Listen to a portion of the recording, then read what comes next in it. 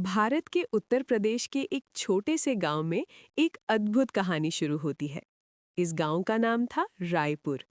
रायपुर एक ऐसा गांव था जहां की मिट्टी में परंपरा और आधुनिकता दोनों का मिश्रण था।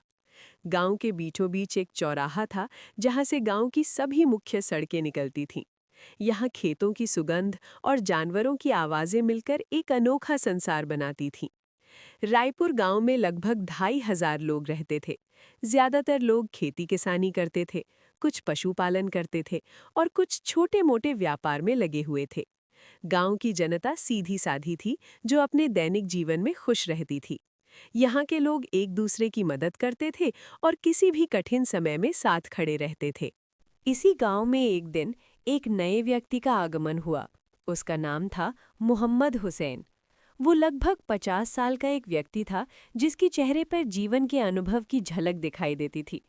उसकी दाढ़ी पूरी तरह सफ़ेद हो चुकी थी और उसकी आंखों में एक प्रकार की शांति और दृढ़ता थी। हुसैन दिल्ली के एक बहुत बड़े शहरी इलाके से आया था। वो अपने पिछले जीवन में एक बड़े होटल में बिरयानी बनाता था। दिल्ली के सबसे मशहूर रेस्तरां में उसकी बिरयानी की काफ़ी मांग रहती थी।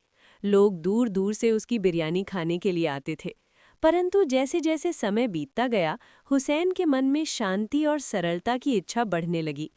मोहम्मद हुसैन ने शहर की चकाचौंध से दूर एक शांत और प्राकृतिक जगह की तलाश शुरू की। वो चाहता था कि अपने जीवन के आखिरी दिनों को एक सरल और सार्थक तरीके से बिताए। जब उसे रायपुर गांव के बारे में पता चला, तो उसे लगा कि ये वही जगह है जहां उसे खुद को खोज सकता है। हुसैन ने गांव के चौराहे के पास एक छोटी सी जगह किराए पर ली। ये जगह पहले एक परित्यक्त गोदाम थी। उसने उसे साफ सुथरा किया, दीवारों को सफ़ेद रंग से पोता और एक छोटी सी रसोई बनाई। गांव के लकड़ी के काम वाले ने उसके लिए 4 मेज़ें और 20 कुर्सियां बनाई। हुसैन ने अपने पुराने बर्तनों और उपकरणों को दिल्ली से मंगवाया। जब हुसैन ने पहली बार अपनी दुकान खोली, तो गांव के लोगों को अचरज हुआ। एक अजनबी, जिसका नाम भी अधिकतर लोगों को सही से उच्चारण करना मुश्किल था, वो गांव के चौराहे पर बिरयानी बेचने आ गया था। गांव के लोगों की खान-पान की आदतें बहुत सरल थीं। वे आमतौर पर घर पर खाना खाते थे या कभी-कभी किसी के घर जाते थे। पहले दिन पूरा दिन बीत गया, लेकिन एक भी ग्राहक नहीं आया। हुसैन निराश नहीं हुआ। वो रोज सुबह जल्दी उठता, मसालों को पीसता, मेमने का मांस तैयार करता और अपनी खास बिरयानी बनाता। सुगंध इतनी तेज और मनोमुग्धकर। दूसरे दिन दोपहर को गांव का चौकीदार राम कुमार उत्सुकता से आकर हुसैन की दुकान में घुसा। राम कुमार गांव का एक सम्मानित व्यक्ति था, जो हर जगह आने जाने वाला था। उसने बिरयानी की सुगंध को सूंघा और पूछा कि ये क्या है। हुसैन ने मुस्कुराते हुए उसे एक थाली बिरयानी दी। राम कुमार जब पहली बार बिरयानी खाया, तो उसकी आंखें बंद हो गईं। उसके लिए ये एक नई दुनिया थी। बासमती चावल, कोमल मेमने का मांस, अदरक लहसुन की महक, दही की नरमाई और मसालों का सही तालमेल, सब कुछ एक अद्भुत अनुभव था। राम कुमार ने पूरी थाली खत्म कर दी और हुसैन को सलाम किया।